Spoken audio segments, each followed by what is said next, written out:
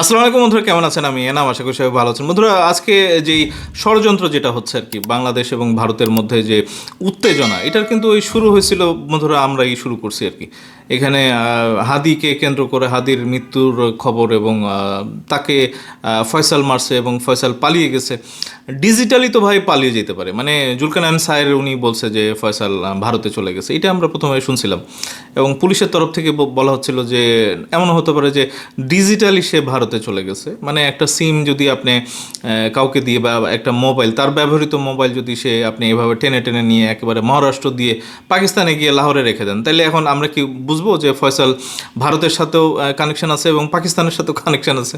খালি মোবাইলটা মানে যদি দেখা যেত যে না, পশ্চিমবঙ্গের ওই দিকে চলে গেল, তারপরে মহারাষ্ট্র চলে গেল এবং তারপরে ওই পাকিস্তানে চলে গেল, তাহলে এখন আপনারা কি বুঝবেন যে এই এই ফয়সাল পাকিস্তানি এজেন্ট? এবং তারপরে আপনারা শুরু হয়ে যাবে যে পাকিস্তানে এম্বাসি হাই কমিশনে ঢিল মারামারি।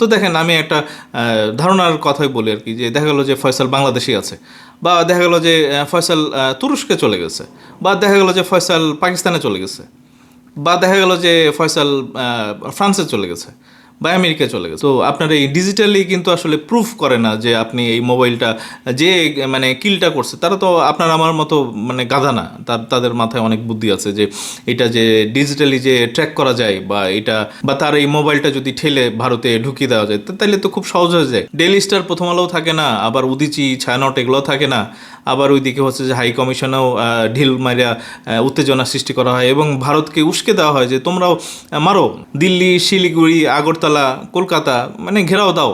এবং শুভেন্দু তো রেডি রেডি আছে, তাদের ইলেকশন করতে হবে, পশ্চিমবঙ্গে জিততে হবে, মানে তারা এইসব অপরচুনিটি নেবে না। তো এখন আমরা কি মনে করবো যে এইটা ওই 5ই আগস্টে ওই সময় শুভেন্দুরা মানে পারে নাই হিন্দুকে ব্যবহার করে, এখন তারা এই ইলেকশনের সামনে দুইটা পারপাস, যে ইলেকশনটা মন্ডল করে দেওয়া বা ডক্টর ইউনূসকে কু করে সরায় দেওয়া, এটা তো ভারতের অবজেক্টিভ, ভারতের প্ল্যান, মানে কাংলিয়াদের প্ল্যান ভাই।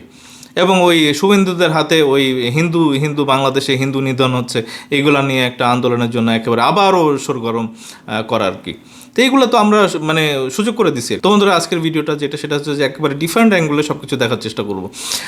যারা চায় যে ক্ষমতায় আসতে, এটা কারা চায়? এখন ইলেকশন যদি না হয় তাহলে মানে সরিয়ে দেওয়া ডক্টর ইউনূসের, মানে একটা কু করে ডক্টর ইউনূসকে যদি সরাই দেওয়া যায়, তাহলে এটা পসিবল। মানে আমরা এতদিন যারা দেখলাম যে সরকার চালাচ্ছে আর কি, তারা এক্সটেন্ডেড একটা সময় পাইলো আর কি। অনেকে বলতেছিল না যে ডক্টর ইউনূসকে 5 বছর চাই, 10 বছর চাই। তো প্রথম প্রথম তো আমরাই চাইছিলাম, ডক্টর ইউনূসকে নিয়ে সেখানে বসাইছিলাম, কিন্তু 10 বছর তো ওনার যেই বয়সের কন্ডিশন আর কি, মানে ওনাকে তো চলতে হবে।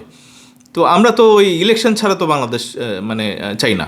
তো দেখেন, এখানে বাংলাদেশে একটা উত্তেজনা সৃষ্টি করা হয়েছে। ডেইলি স্টার, প্রথম আলো, ওইদিকে ছায়ানট, তারপরে ওইদিকে উদিজি, তারপরে হাই কমিশন এবং ওই সনাতন ধর্মের ভাইটাকে মানে মাইরা ওই মৃত লাশটাকে মানে আমাদের ধর্মীয় স্লোগান দিয়ে পুড়িয়ে দেওয়া হয়েছে আর কি।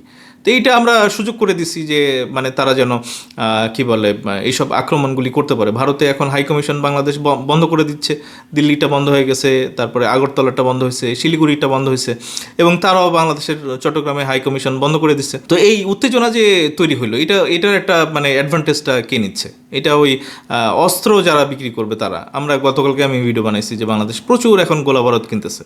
তো এইটা যদি অস্থিরতা তৈরি না হইতো, তাহলে তো এই গোলাবারুদের মানে অর্ডারটা এই মুহূর্তে হয়তো দিত না, মানে বা দিলেও হয়তো ছোট করে দিত। প্রচুর গোলাবারুদ কিনতেছে বাংলাদেশ মানে আর্মি আর কি।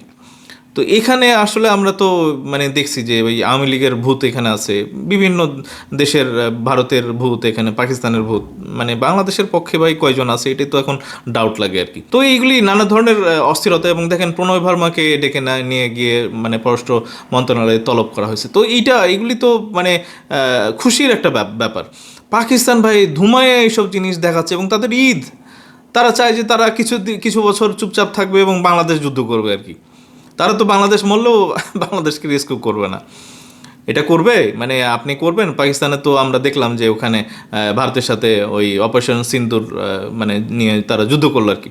তো তাদের মধ্যে যদি ইন্টারনাল একটা ব্যাপারে তারা যুদ্ধ টুদ্ধ করে, তাহলে ওই জায়গাতে আমরা কেন জড়াবো? তো আমাদের সেম, আমরা এখানে সনাতন ধর্মে হিন্দু ধর্মের একজনকে পিটাইছি, মারছি, আগুন দিয়ে পোড়াইছি, তাদের হাই কমিশনে অ্যাটাক করছি, তারা কি চুপ থাকবে? তারাও ওই ওই ধরনের আচরণ করবে। তো আমার তো আসলে মানে টেনশনই লাগতেছে যে ওই চিন্ময়ের মতো যদি তাদের ওই ধর্মগুরু বা ইসকনের বড় কোনো লিডার, মানে ওই সময় যেটা হয় না আর কি, ওরা যদি এখন আক্রান্ত হয়, এখন গানম্যান কি শুধু ওই এনসিপির এদেরকে দেওয়া উচিত? এখন তো আমার তো মনে হয় যে ওই হিন্দু বৌদ্ধ খ্রিস্টান যারা নেতা আছে তাদেরও তো ভাই গানম্যান দেওয়া উচিত। আপনারা ডিমান্ড করেন, এখন আপনাদেরকে কারা এসে যদি আচর টাচর দিয়ে যায়, তাহলে তো আবার তাদের জন্য সুবিধা হয় আর কি। এবং তারা এখানে ঢুকবে এবং পাকিস্তান মুখায় আছে, তুরস্ক মুখায় আছে যে অস্ত্র বিক্রি করবে বাংলাদেশে। ভাই আমরা আমরা বিপদে আছি। দেখেন কয়েকটা খবর দেখাই, এই খবরগুলো আসলে একটু দেখাইতে ইচ্ছা করতেছে আর কি, যে নতুন স্বরাষ্ট্র উপদেষ্টা হচ্ছেন খলিলুর রহমান। তো দেখেন অনেকের মধ্যে ওই নাজমুস সাকিব উনি বলতেছেন যে নিঃসন্দেহে স্বরাষ্ট্র উপদেষ্টা জাহাঙ্গীর আলম ব্যর্থ, তবে এই সুযোগে খাল কেটে কুমির আনার ব্যবস্থা করলো টাকলা ফুয়াদের ছোট গ্যাং। স্বরাষ্ট্র উপদেষ্টাকে আসলে এই টাইমে ইলেকশন আর 1.5 মাস নাই, এই সময়ে সরানোটা কিন্তু মানে আমার মনে হয় যে ঠিক হয় না। এবং দেখেন খলিল সাহেবের ডান হাত বাম হাত হচ্ছে পিনাকি। এখন ওই ইলেকশন ইঞ্জিনিয়ারিংয়ের সমস্ত কিছু তো খলিল সাপোর্ট দিতে পারে পিনাকিকে। পিনাকি আবার ওই জামাত শিবিরের হচ্ছে যে আরেকটা আমির আর কি, এবং ওই ইলিয়াস হোসেন হচ্ছে যে আরেক আমির। মানে এখন এই জামাত শিবিরকে বসানোর জন্য এখন খলিলকে আনার জন্য কি আবার হাদিকে মারা হইলো কিনা, এটাও তো একটা মানে ভাবনার বিষয়। আমি কিন্তু প্রথমে বলে নিছি যে একটু অন্য অ্যাঙ্গেলে আজকের মানে ভিডিওগুলি নিয়ে আলাপ করবো আর কি, মানে একটু থার্ড অ্যাঙ্গেলে চিন্তা করেন না। এখানে যেভাবে শরীফ ওসমান হাদি, মানে ভাই আল্লাহ ওনাকে জান্নাতুল ফেরদৌস নসিব করুন আর কি। আমি প্রত্যেকটা ভিডিওতে ওনার জন্য কি বলবো, আমার সন্তান তুল্য বা ছোট ভাই যাই বলি আর কি, প্রচুর মানে ফিলিং হয়। এবং যেহেতু শহীদ জিয়ার এবং বিএনপির ওনার প্রশংসা শুনেছে কি ওনার কাছে, তো এই কারণে ভাই মানে শহীদ জিয়াকে কেন আমি পছন্দ করি, উনি 65 সালে ভারতের এগেনস্টে যুদ্ধ করছেন পাকিস্তানের হয়ে, আবার 71 সালে যুদ্ধ করছেন। তো এই ব্যক্তিটাই তো ভাই বাংলাদেশি আদর্শের মানুষ। আমি বাংলাদেশি লোক খুঁজি ভাই, আমি না ভারতের, না পাকিস্তানের, না তুরস্কের, না আমেরিকার, আমি বাংলাদেশি, এবং আমি বাংলাদেশি জাতীয়তাবাদী শক্তি খুঁজি আর কি। তো দেখেন এখানে হাদি এখানে একটা পোস্টে বলছে যে ভাইয়া আল্লাহ যদি আমাকে নিয়ে যায়, আমার বাচ্চাটার দিকে একটু খেয়াল রাখেন। মানে আপনারা একটু ডিফারেন্ট ওয়েতে চিন্তা করেন। তো বন্ধুরা আপনারা এখানে বুলি করেন না। আমরা বন্ধুরা জানি যে আসলে ধর্ম নিয়ে যারা রাজনীতি করেন তাদের কিন্তু বিভিন্ন ইউনিট থাকে, মানে সুইসাইডাল স্কোয়াডও থাকে। তো এই হাদি যেভাবে বিভিন্ন সময় থ্রেট, তো ভাই সব জায়গাতেই আছে। আমারও এখানে লোকজন এসে থ্রেট দিয়ে যায়, আমাকে জামাতির লোকেরাও থ্রেট দেয়, আওয়ামী লীগের লোকজনও থ্রেট দেয়, ওই পাকিস্তানি লোকজনও থ্রেট দেয়, আবার ওই ভারতের লোকজনও থ্রেট দেয়।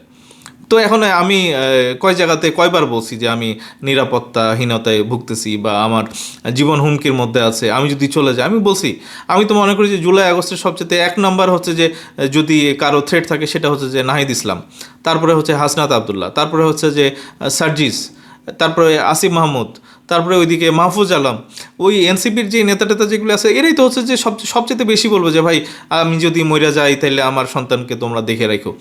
তো এই হাদি কেন বারবার বলছে? তো তাইলে কি উনি সুইসাইডাল স্কোয়াডের লোকজন ছিল? মানে উনি কি তার হত্যাটা আগে থেকেই জানতেন যে ওনাকে মানে এভাবে মারা হবে?